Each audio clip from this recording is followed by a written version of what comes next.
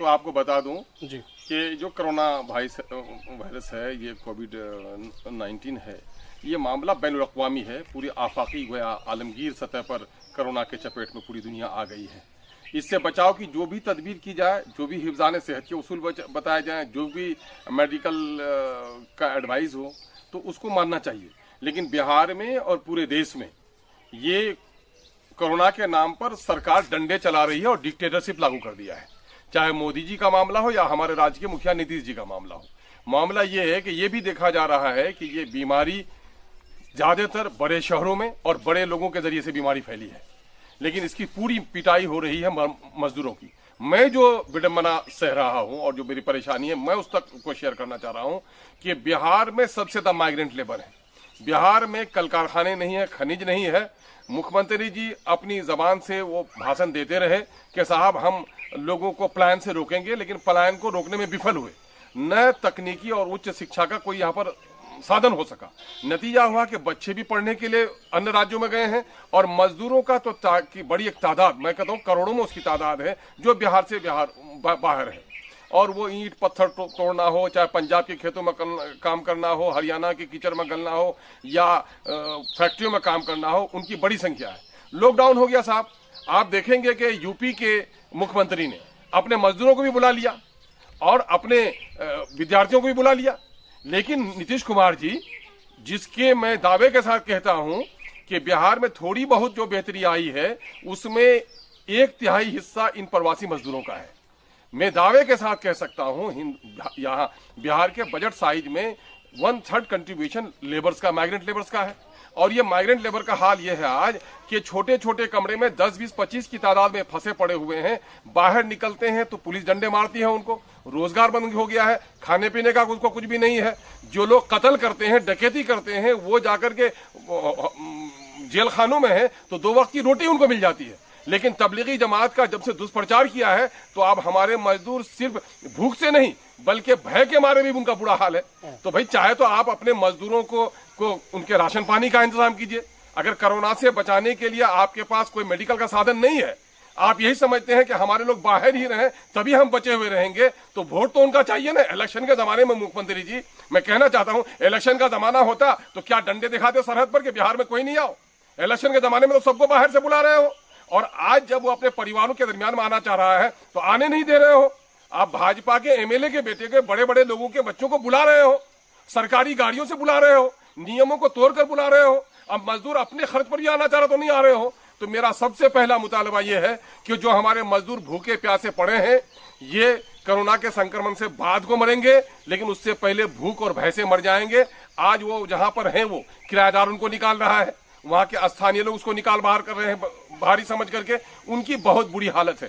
उनके घर में भी उनके रोते बिलखते खून घर आ रहे हैं, घर में उनका चूल्हा भी बुझा हुआ है, घर में भी उनका मातम है। अब यह बर्दाश्त नहीं हो रहा है, स्टूडेंट्स भी नहीं आने के लिए दे रहे हैं, इसलिए हम लोग गवर्नमेंट से फरियाद कर रहे हैं। उसका हम लोग कैंपेन भी चला रहे हैं। हमारे गांव के सीधे साधे लोग वो रोते बिलखते हैं, कुछ कह नहीं पाते हैं, तो हम लोगों ने एप्लीकेशन भी लोगों को समझा दिया है कि एप्लीकेशन लिखो माननीय मुख्यमंत्री जी के नाम, चाहे तो हमारे परदेसी मजदूरों के लिए वहां राशन पानी और सुरक्षा का इंतजाम कीजिए। अगर आपसे ये संभव नहीं है तो आप उनको घर लाने की व्यवस्था कीजिए। और समय लाते रहते हुए आपने अगर ये कदम नहीं उठाया तो फिर हमारे परदेसी मजदूर पैदल अपने घर को निकलेंगे और हम आपके सरकारी दफ्तरों में जाकर धरना देने पर मजबूर। निकम्मे लोग हैं। मैं मजदूरों को लगा रहा हूँ, कमरे में बंद मैंने रखा है, जेल की काली कोठरियों की तरह बंद मैं रखा है।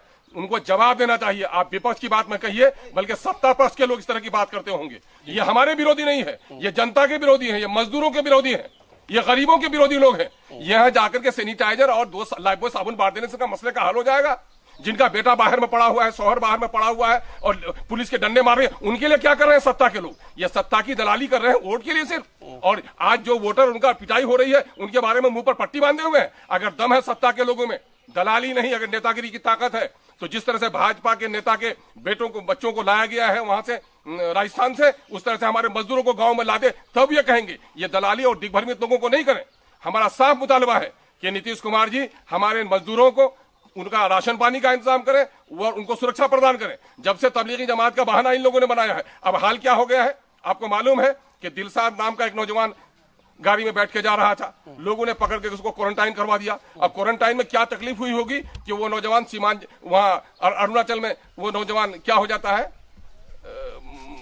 सुसाइड कर जाता है। आपने देखा होगा परवीन नाम की एक लड़की है भरतपुर राजस्थान में, मुसलमान नाम कहने के नतीजे में हॉस्पिटल वाला इलाज नहीं कर रहा है, और वो गुजरात जहां से जाकर के बापू ने लड़ाई शुरू की थी, गोरों और कालों के हक की लड़ाई शुरू की थी, दलितों की लड़ाई शुरू की थी बापू ने, और आज वहां बापू की नगरी में मुसलमानों के लिए अलग और हिंदुओं के लिए अलग हॉस्पिटल में वार्ड बनाए जा रहे हैं।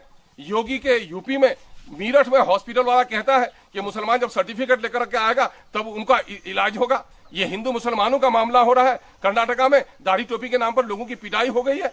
आप क्या करेंगे? किशनगंज में भी नौजवानों की पिटाई हो गई, हॉस्पिटलाइज है अभी हमारा। पुलिस के डंडे की वजह से ये लोग चाह रहे हैं कि हम लॉकडाउन को कामयाब करें। तो अगर लॉकडाउन को आप सड़कों पर चलने नहीं देना चाहते हैं लोगों को, तो आप होम डिलीवरी करिए, खाने पीने का सामान, सब्जी, पानी, दवाई पहुंचाइए। हॉस्पिटल में आदमी जाता है तो फौरन यहां से रेफर कर दिया जाता है। किशनगंज में कोई इलाज नहीं हो रहा है, जाकर सिलीगुड़ी इलाज करो, और गाल बजाते हैं दलाल नेता लोग। अगर ये इलाज के लिए क्यों जाएंगे बाहर? किशनगंज में इलाज की व्यवस्था क्यों नहीं हो पा रही है? बिहार में इलाज की व्यवस्था क्यों नहीं हो पा रही है? बिहार में शिक्षा की व्यवस्था क्यों नहीं हो पाई? बिहार में रोजगार की व्यवस्था क्यों नहीं हो पाई? आज पूरे तौर पर आपको मैं बता दूं कि ये इलाका माइनॉरिटी का इलाका है, और आपको मालूम है कि तबलीगी जमात का मामला हुआ फरवरी के मिडिल फरवरी में हुआ नेपाल में इज्तिमा, और उसका कोचाधामन के वीडियो ने लेटर जारी किया है कि तबलीगी जमात को चिन्हित करो। तो मैं दावे के साथ कहता हूं कि कोचाधामन से 1 लाख लोग गए हैं, इस तरह जिला से कम 5 लाख लोग गए हैं। अगर सरकार में शक्ति है तो सबका टेस्ट कराए, हम टेस्ट करने के लिए तैयार है, लेकिन टेस्ट तो कराना नहीं है। तबलीगी जमात का नाम लेकर कहीं न कहीं से मुसलमानों को बदनाम करना है, अकलियतों के लोगों से नफरत फैलानी है। इसका रिफरकेशन क्या हुआ? इसका नतीजा ये हुआ है कि आज गलियों में सब्जी बेचने के लिए जो मुसलमान जा रहा है उसकी पिटाई हो रही है, उसका नाम पूछा जा रहा है, और उसके साथ जो जेनोसाइड होता है, जो नस्लकुशी होती है।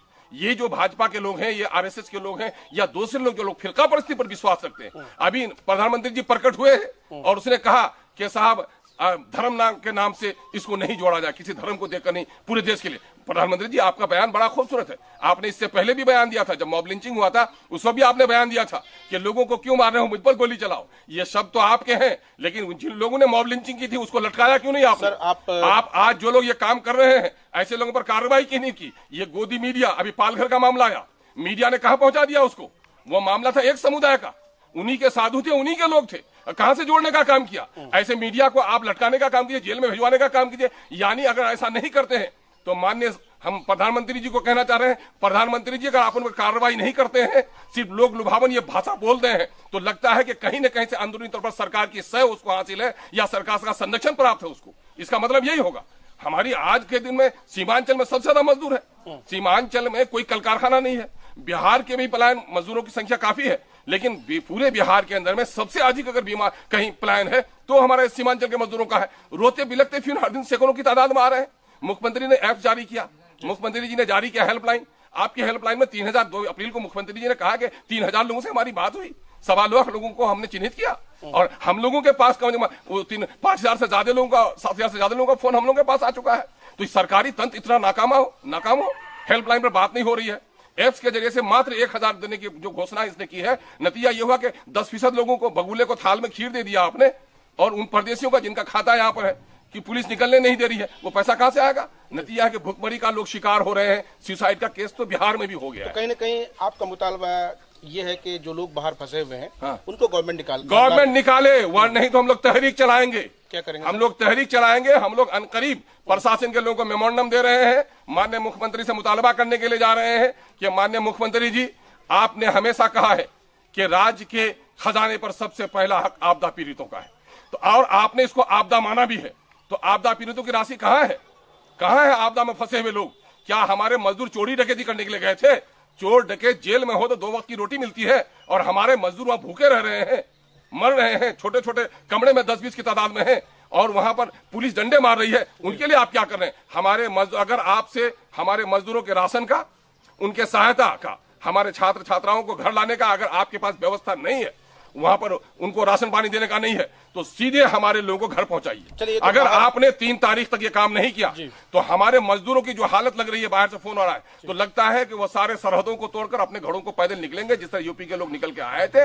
और फिर हम सभी लोग सरकारी जो आपके कार्यालय हैं, विधिवत तौर पर आपसे इजाजत लेकर, और अगर आपने इजाजत नहीं भी दी तो विधिवत तौर पर जो हमारा राजनीतिक और हमारा लोकतांत्रिक हक है, जो डेमोक्रेसी में हमारा हक दिया है, ऐसा कोई मतलब नहीं है कि आपने अगर 144 लागू कर दिया तो हमारे जीने का हक सलब हो गया। जीना हमारा फंडामेंटल राइट है। आर्टिकल 21, आर्टिकल 47 इस बात की नुमाइंदगी करता है कि जीने के लिए खाना जरूरी है, फूड का पहुंचाना ये हुकूमत की जिम्मेदारी है। और हम भूखे मर जाएंगे और आप हमको डंडा दिखाते रहेंगे कोरोना के नाम पर, ये बर्दाश्त नहीं होगा। तो जिन जिन मुल्कों में हुआ है कोरोना के नाम पर लॉकडाउन हुआ है, तो वहां की सरकार ने लोगों को घरों में उसका होम डिलीवरी किया है।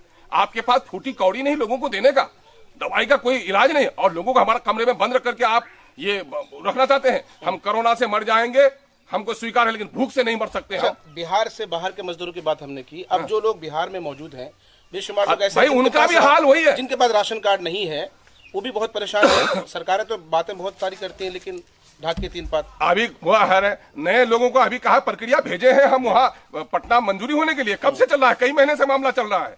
मामला यह है कि जिनके पास राशन कार्ड है या राशन कार्ड नहीं है, राशन कार्ड होने ही से वो आपके नागरिक नहीं है, राशन कार्ड नहीं भी होने से वो नागरिक है। अगर आपने उचित समय पर उनको राशन कार्ड नहीं दिया है तो ये सरकार की गलती है, नागरिकों की गलती नहीं है। और जिन लोगों ने राशन कार्ड उनको उपलब्ध नहीं कराया, ऐसे पर कार्रवाई कीजिए और हमारे तमाम तर लोगों को फौरन आप फ्री में राशन मुहैया कराने का काम कीजिए। पानी अब नाक से ऊपर हो गया है, बर्दाश्त की सीमा भी होती है और सारी सरहदें खत्म हो चुकी हैं। और लगता है कि इस देश में आज के दिन में